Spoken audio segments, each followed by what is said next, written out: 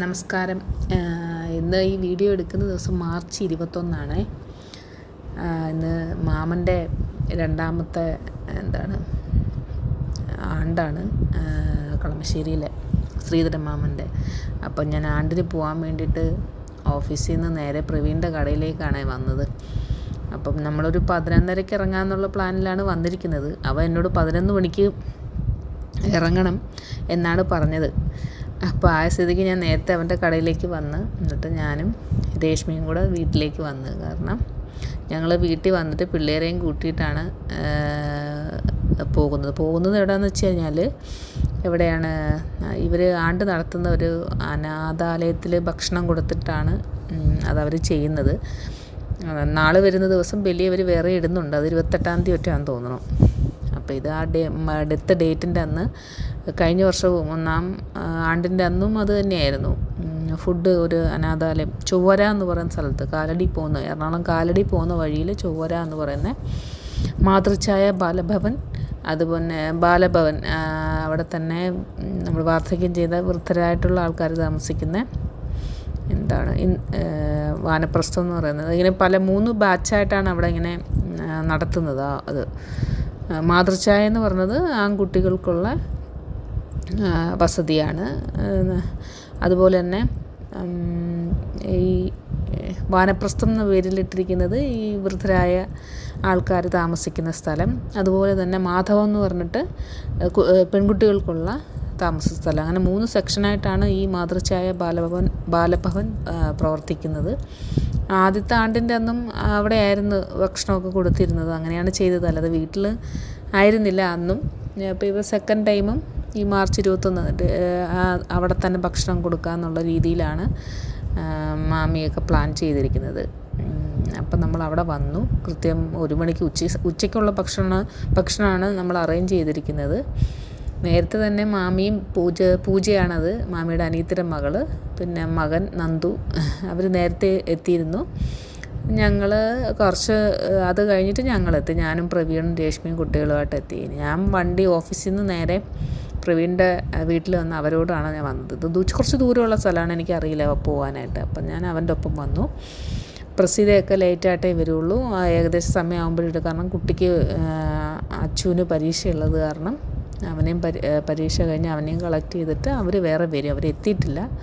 ഇൻ്റെ മീൻ്റെയും നമ്മൾ ഓഫീസൊക്കെ കയറി വീഡിയോ ഒക്കെ എടുത്തു. അവർ പറഞ്ഞു നിങ്ങൾ വീഡിയോ ഒക്കെ എടുക്കുക എന്നൊക്കെ ഉള്ള രീതിയിൽ അവർ അതിനൊന്നും ഒരു ഇതൊന്നും പറഞ്ഞില്ല കേട്ടോ. അതിനുള്ളിൽ ഓഫീസിനുള്ളിൽ ഒരു അകത്തളം ഉണ്ടായിരുന്നു, നടുത്തളം. അവിടെ നല്ല ചെറിയ ചെടികളും നല്ല കൃഷ്ണൻ്റെ നല്ല വലിയൊരു വിഗ്രഹമൊക്കെ വെച്ചിട്ടുണ്ട്. നല്ല ഭംഗിയായിട്ട് അതിൻ്റെ നടുത്തളം സൂക്ഷിച്ചിട്ടുണ്ട്. അവിടെ ഒരു പ്രത്യേകത എന്ന് പറഞ്ഞത് വളരെ ഗ്രീനറി ആയിരുന്നു കേട്ടോ. അത് മാതൃഛായ ബാലഭവൻ, നല്ല ഗ്രീനറി, ചെടികൾ, വൃക്ഷങ്ങൾ, മാങ്ങ, അങ്ങനെയുള്ള വൃക്ഷലതാദികൾ കൊണ്ട് നിറഞ്ഞ ഒരു നമ്മുടെ കൊട്ടാര പഴയതര ഒരു 4-കെട്ട് വീടിൻ്റെ ലക്ഷണമാണ് അവിടെ കാണാൻ കഴിഞ്ഞത്. നല്ല ഭംഗിയാണ്.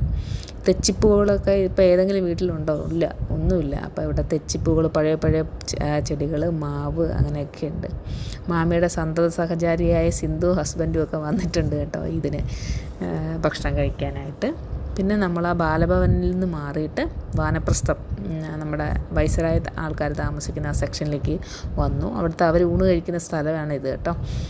ഇവിടെ വെച്ചിട്ടാണ് നമ്മൾ സദ്യ കഴിക്കുന്നത്. മറ്റേ ബാലഭവനിലെ കുട്ടികളൊക്കെ അവരുടെ ഭക്ഷണം രാത്രിയിലെ, കാരണം കുട്ടികൾക്കൊക്കെ പരീക്ഷ ആയത് കാരണം അവരെല്ലാവരും ഉണ്ടാവില്ല. സോ അവർ രാത്രിത്തേക്ക് അവർക്ക് അറേഞ്ച് ചെയ്തിരിക്കുന്നത്. നമ്മളുണ്ടാവില്ല, നമ്മൾ പൈസ കൊടുത്തിട്ടുണ്ട്. അവർ രാത്രിയിലേക്ക് കുട്ടികൾക്കായിട്ട്, ഇപ്പം വൃദ്ധരായിട്ടുള്ളവരുള്ളത് കൊണ്ടാണ് അവരൊപ്പം സദ്യ നമ്മൾ കഴിക്കുന്നത്. നല്ല നീറ്റ് ആൻഡ് ക്ലീൻ ആയിട്ടുള്ള സ്ഥലമാണ് ഇത്. ഓരോ റൂമുകളിലാണ്ട്. ഇപ്പോൾ ഒരു വീട്ടിൽ ഹസ്ബൻഡും വൈഫും ആണെന്നുണ്ടെങ്കിൽ അവർ രണ്ടുപേരും ഇവിടെ ഉണ്ടാവും. നോക്കാൻ ആളില്ലാത്തവരും, അല്ലെങ്കിൽ മക്കൾ പുറത്താണ് ഉള്ളവരും, ഇനിയൊന്നുമില്ലാത്ത സാമ്പത്തികമായി തീരെ ബുദ്ധിമുട്ട് അനുഭവിക്കുന്നവരും എല്ലാം തന്നെ, എല്ലാത്തരം ആൾക്കാരുകളും ഇവിടെയുണ്ട്. നല്ല നീറ്റ് ആൻഡ് ക്ലീനാണ് വയസ്സായവരായിട്ടുള്ള ആൾക്കാരുകൾ. ഇവിടെ അങ്ങനെ ഇത് ഇവിടെ നിന്ന് വെച്ച് കഴിഞ്ഞാൽ ഇപ്പം നമുക്ക് കുറച്ച് പ്രോപ്പർട്ടിയൊക്കെ ഉണ്ട്, നോക്കാൻ ആളില്ലെന്നുണ്ടെങ്കിൽ അതൊക്കെ ഇവിടെ പ്ലഡ്ജ് ചെയ്തിട്ട് നമുക്ക് താമസിക്കുന്നുള്ളൂ. നമ്മുടെ എല്ലാ കാര്യങ്ങളും അവർ തന്നെ നോക്കി തരും. ഇപ്പോൾ പെൻഷനൊക്കെ ഉള്ള ആൾക്കാരാണെങ്കിൽ പെൻഷൻ വാങ്ങിച്ചിട്ട് അവിടെ കൊടുത്താൽ മതി. കാരണം നോക്കാൻ ആളില്ലാന്ന്, വാർദ്ധക്യം വരുമ്പോൾ അതാണല്ലോ, ആരും ഇല്ലയെന്നുണ്ട്, പൈസ മാത്രം പോരല്ലോ, നോക്കാൻ ആളും വേണ്ടേ. അപ്പോൾ എല്ലാവിധ സജ്ജീകരണങ്ങളും കൂടിയ ഒരു മന്ദിരമാണിത്. അവിടെ തന്നെ ആംബുലൻസ് ഉണ്ട്, കുട്ടികൾക്ക് സ്കൂളിൽ പോകാനുള്ള സ്കൂൾ വാന് അവർ തന്നെ സ്കൂളിൽ വിട്ട് പഠിപ്പിക്കുന്നു, ഹയർ സ്റ്റഡീസ് അവർ തന്നെ ചെയ്യുന്നു, എല്ലാത്തരം കാര്യങ്ങളും ഉണ്ട്. നമ്മുടെ റൂമുകളിലുള്ള എല്ലാ അമ്മമാരോടും സംസാരിക്കുകയും അവർ നമ്മളോട് സംസാരിക്കുകയൊക്കെ ചെയ്തു. ഒട്ടുമിക്ക എല്ലാവരുടെ മാമി എല്ലാവരോടും സംസാരിച്ച് എല്ലാവർക്കും സന്തോഷമാണ്. എനിക്കത് കണ്ടെന്നത് എല്ലാവരും വളരെ സന്തോഷത്തോടു കൂടിയായി, ദുഃഖത്തിലും അല്ലെങ്കിൽ ക്ലീനായിട്ടൊന്നും അല്ല, എല്ലാവരും നല്ല സുന്ദരി മണികളെ പോലെയാണ് അവിടെ ഇരിക്കുന്നത്. അതെ, അപ്പം ലേറ്റായിട്ട് വരുന്ന പ്രസീതയൊക്കെ എത്തിയിട്ടുണ്ട്. കുട്ടിക്ക് അച്ഛനൊക്കെ പരീക്ഷ ആയത് കാരണമാണ് അവരെ ഫാമിലി ലേറ്റായത്. പരീക്ഷ കഴിഞ്ഞ് അവനെയും കൂടെ കൂട്ടിക്കൊണ്ട് വരണം. അപ്പം അങ്ങനെ അവരും എത്തി. ഞങ്ങൾ കുറച്ച് നേരത്തെ എത്തി, കാരണം എല്ലാം പറഞ്ഞിട്ട് നമ്മൾ സമയത്തിന് എത്തുന്നത് മോശമല്ലേ, അതുകൊണ്ടാണ് എല്ലാവരും ഇങ്ങനെ നേരത്തെ എത്തിയത്. എനിക്കിത് കഴിഞ്ഞിട്ട് നേരെ ഓഫീസിൽ പോകണം, ഓഫീസിൽ നിന്ന് നേരെ ഇന്ന് നാട്ടിലേക്ക് പോകേണ്ട ആവശ്യമുള്ളത് കൊണ്ട് അതും പോകണം. അങ്ങനെ ഹറിബറിയായിരുന്നു എൻ്റെ ഒരു അവസ്ഥ.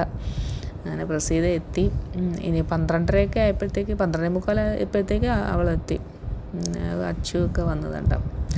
അച്ചു, മാളും സുധിച്ചേട്ടനും എല്ലാവരും വന്നു. അത് കഴിഞ്ഞിട്ട് നമ്മൾ പെട്ടെന്ന് തന്നെ പിന്നെ അധികം നേരം അവിടെ നിൽക്കേണ്ടി വന്നിട്ടില്ലായിരുന്നു. പിന്നെ അവർ അതിൻ്റെ ഓഫീസിൽ കയറി പേയ്മെൻറ്റൊക്കെ അടച്ചു. അത് കഴിഞ്ഞിട്ട് ഊണ് കഴിക്കാനായിട്ട് 12:55 1 മണിയായപ്പോൾ ഊണ് കഴിക്കാനായിട്ട്, ആ ഊണ് കഴിക്കുന്ന ഹോള് നേരത്തെ കാണിച്ചില്ലേ, അവിടേക്ക് വന്നു.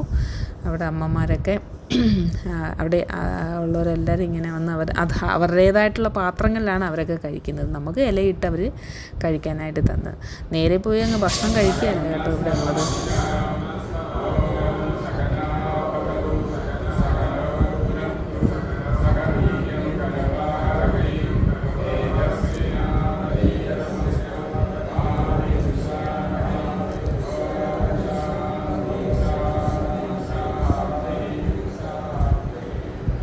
അത് നേരെ ഭക്ഷണം കഴിക്കാതെ പ്രാർത്ഥിച്ചിട്ടൊക്കെയാണ് ഭക്ഷണമൊക്കെ കഴിച്ചത്. നല്ല ഭക്ഷണമായിരുന്നു.